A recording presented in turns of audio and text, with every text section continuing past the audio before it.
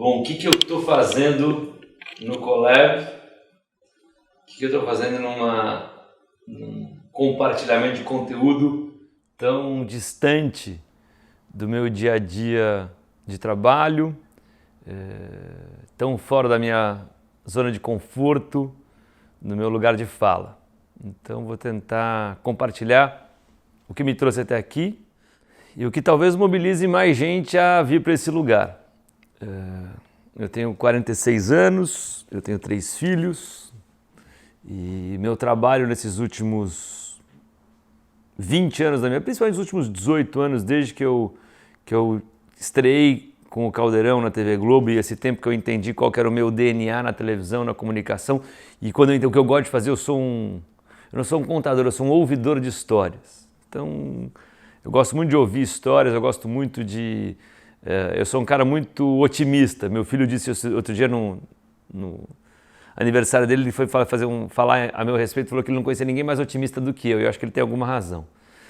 Eu sempre vejo o copo meio cheio, nunca meio vazio. A televisão me proporcionou poder rodar esse país inteiro, nesses últimos 18 anos principalmente, em todas as regiões, em todos os cantos. Eu sou uma pessoa muito curiosa e acho que a televisão dá essa magia das pessoas ganharem uma intimidade muito fácil, muito rápido com você, porque você está na casa dela há tanto tempo e eu tenho predisposição, curiosidade e vontade de ouvir, então eu estabeleço relações mais profundas muito rápido, que é um privilégio enorme porque as pessoas compartilham seus sentimentos comigo. Então, o que isso me trouxe? Acho que isso me trouxe uma percepção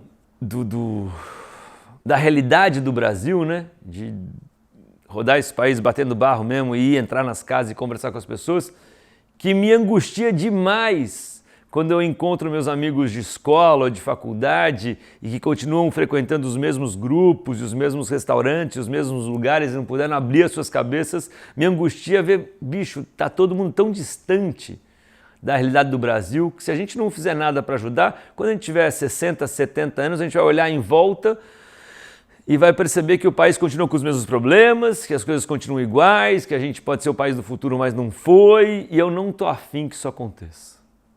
Mesmo, do fundo do meu coração. Isso não é um projeto pessoal para mim, isso eu entendo como uma convocação geracional. Hoje eu consigo enxergar na minha geração e um pouco para frente, um pouco para trás, é uma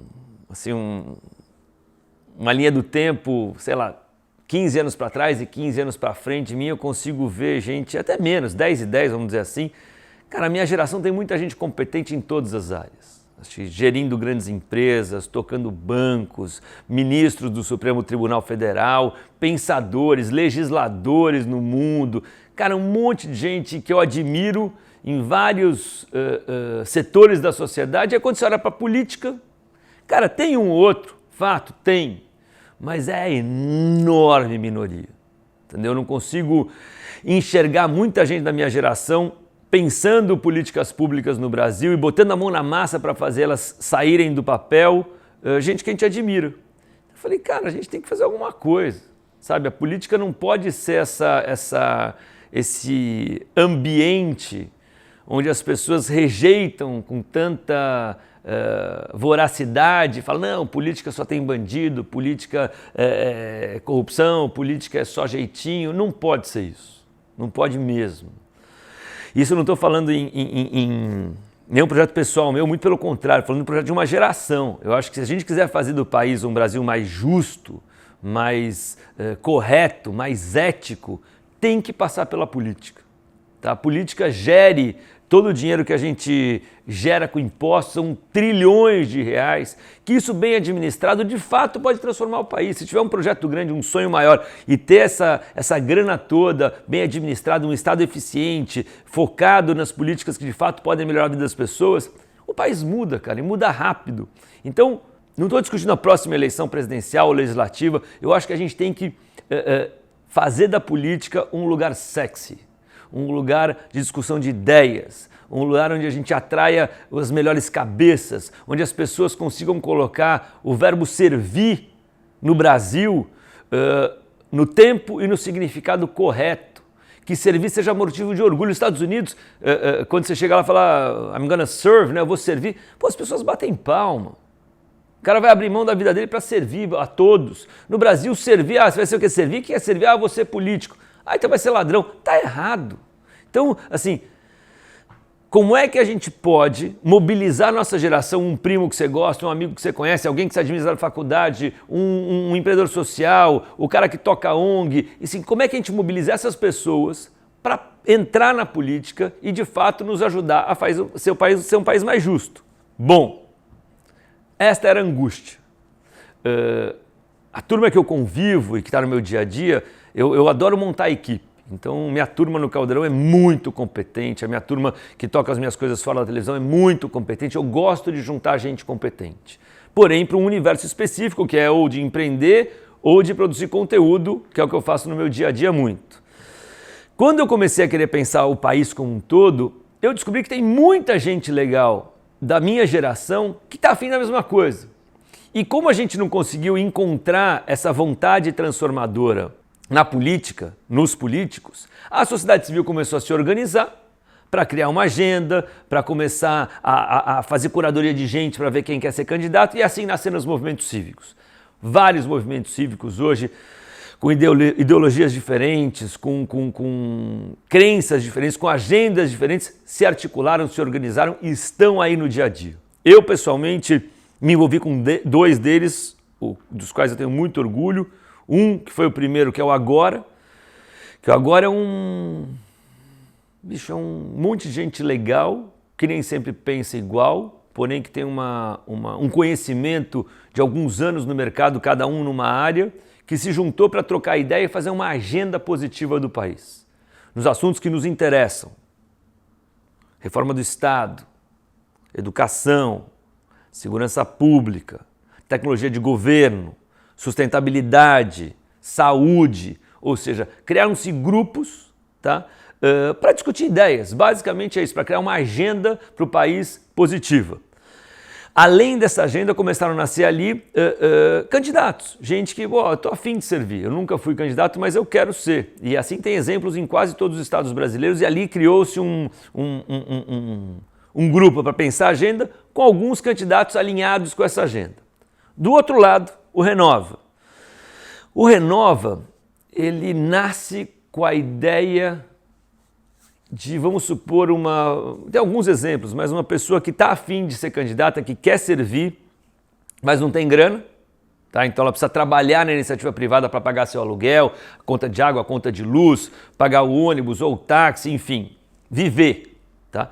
E o tempo dela para se dedicar à causa pública, à formação dela como um gestor público ou como um candidato, é nas horas vagas, fora do expediente, no final de semana. Isso está errado. Se a pessoa é talentosa, quer servir, está a fim de transformar, ela tem que ter o direito ou a possibilidade de dedicar todo o seu tempo, 24/7, à sua formação como liderança, como possível candidato. Então vamos criar uma inteligência que seja suprapartidária, que não tenha nenhum tipo de orientação ideológica, que simplesmente seja uma escola de liderança para quem quer sim ser candidato. Não importa se de direita, de esquerda, de centro, não importa o que você pensa. Você pode ser socialista ou monarquista, não nos interessa. A gente quer a sua vocação, a gente quer o seu compromisso ético, a sua vontade de servir. A gente recebeu 4.600 inscrições do Brasil inteiro, inscrições demoradas, 3 horas de inscrição. Não era botar seu nome, era vídeo, enfim. Foram 4.600 pessoas no Brasil inteiro que ficaram mais de 3 horas na frente do computador se inscrevendo, aplicando para as bolsas do Renova. E de lá a gente tirou 135 candidatos, representando os 27 estados brasileiros, mulheres, homens, índios, tem de tudo, tá? E que recebem uma bolsa e, mais do que isso, uma enorme carga horária física, de presença física, de aulas, de formação. Então, basicamente, esses foram os dois movimentos que eu me conectei. O Agora, que pensa uma agenda para o Brasil do futuro, para botar de pé o quanto antes, e o Renova, que virou uma escola de liderança para a formação de novos políticos, gestores públicos. Então, isso fez com que abrisse me tirasse da zona de conforto, fato, que colocasse meu nome em discussões que eu nunca levantei a mão e nunca pensei que estaria participando. Mas, cara, quando você começa a pensar política pública no Brasil, é muito difícil você voltar para a caixinha que você estava. Então eu não caio mais na caixinha que eu estava. Amo o que eu faço, vou continuar fazendo o que eu faço, gosto de fazer televisão, gosto de poder usar a televisão como uma ferramenta de inspiração exponencial, que mostra todos os recortes do país, que empodera as pessoas, que mostra que mesmo nas adversidades que a gente está vivendo no Brasil, tem bons exemplos, que devem ser seguidos, tem muita gente legal fazendo muita coisa boa Brasil afora. Isso é o que eu gosto de fazer e o que eu vou continuar fazendo. Porém, eu quero poder ajudar quero contribuir nessa construção de um país mais legal. E qual a minha contribuição? É hastear a bandeira da renovação política, é ajudar a seduzir, a estruturar, a financiar gente nova para entrar nesse universo, para que um dia a gente não tenha mais o problema que a gente teve esse ano de absoluta falta de liderança, de que você consegue escolher um candidato a presidente, que o presidente vai ser por resta um, vai caindo, todo mundo sobra, então vai ser esse, mas que de fato ninguém que brilha os olhos, não tem ninguém que eu acho que possa usar essa enorme capacidade, esse momento, nem capacidade, esse momento de derretimento da classe política, de uma necessidade de reconstrução dos valores éticos do Brasil. A gente não vai usar essa oportunidade agora. E só nunca mais vai acontecer o dia que o nosso legislativo, seja a Câmara dos Vereadores, seja a Assembleia Estadual, seja a Câmara dos Deputados, seja o Senado, seja ocupado em sua maioria por pessoas de bem, ética, que debatam ideias, que pensem diferente, que eu acho que as pessoas têm sim que pensar diferente se o compromisso com a ética estiver ancorado de maneira firme. E aí, cara, vão aparecer lideranças de todas as áreas para debater ideias e a gente fazer um país mais legal. Então a minha bandeira é a bandeira da renovação política, é a bandeira de trazer gente comprometida, a fim de servir e ética para esse universo que até então estava tão distante das pessoas de bem. Óbvio que tem gente legal na política, não é que eu estou colocando todo mundo no mesmo saco, tá? Mas é difícil achar, você encontra um aqui, outro ali, outro acolá, mas em sua maioria eu não acho que tenha gente que a gente se orgulhe de ver que nos representa. Então, acho que esse é o meu grande desafio agora. Eu ouvi das coisas mais variadas nesses últimos tempos.